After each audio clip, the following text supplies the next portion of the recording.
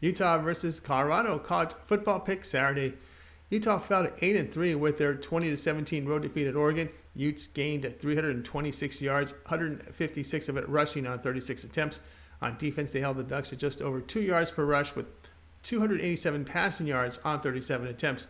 Cameron Rising completed 55% of his passes with a season-low 4.5 yards per attempt.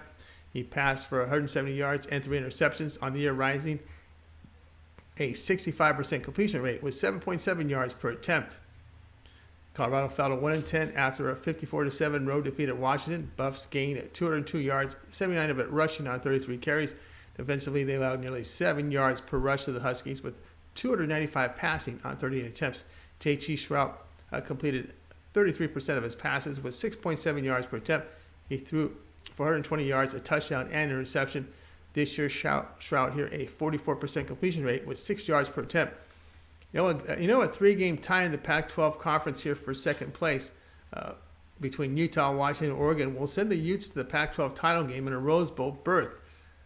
So what they need to happen is they need UCLA to beat Cal. They also need Oregon and Washington to lose. And if they win the tiebreaker for second place in the Pac-12.